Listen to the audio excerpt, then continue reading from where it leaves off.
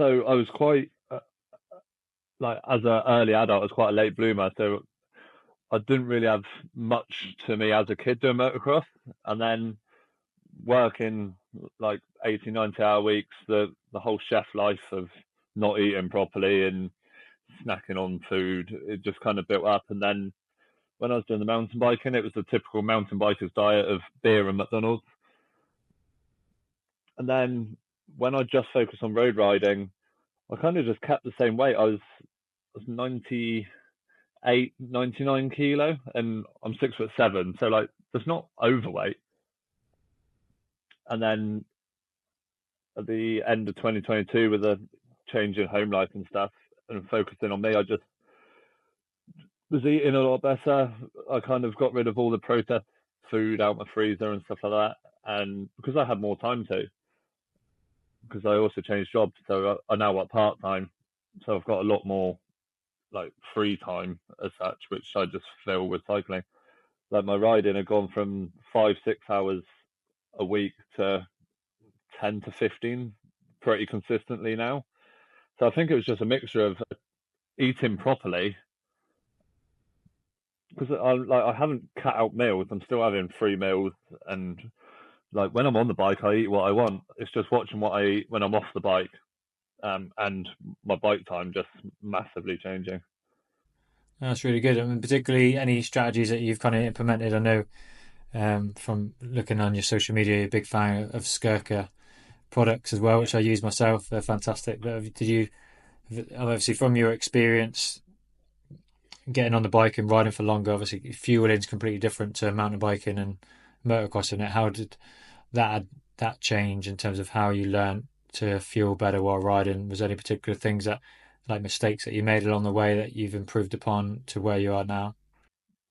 So on the bike, Styrkr actually kind of come later into the year. I didn't come across them until end of March sort of time. So in terms of like the weight loss side, it definitely wasn't like on bike fueling. It was just generally eating better and a load of zone two through winter.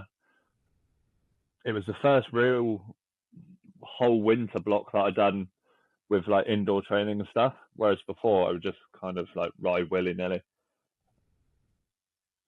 But like now, in terms of on bike with the endurance rides, well, as you said, you use Styrkr, like their bars are like smaller than any other brand bars, but contain a lot more carbohydrate, like 50 grams of carb in one bar. And I think as I've upped my ride hours and focusing on myself more, I quite like the learning side of it, like learning about how many carbs I need per kilo of body weight and the science behind it. And doing that, I've kind of learned how to fuel myself a lot better. I mean, I remember my first bonk on a sportive, and it was absolutely horrible. And I've not been anywhere near that since. But if I don't think if I didn't bonk that hard and have that experience, it wouldn't have pushed me to learn about what I needed to do to prevent it. So like now, like I said, with Styrkr, they're in my pocket on every ride, and it's finding that balance.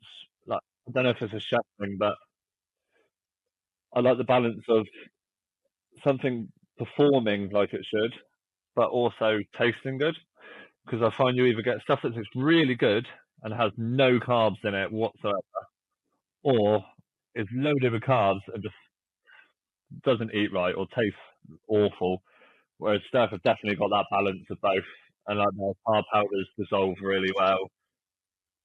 This is sounding like a massive plug for Steph, isn't it? They're not sponsoring the podcast. I might have to write to them and get them to sponsor it. So. Yeah, I'll pop Sam an email.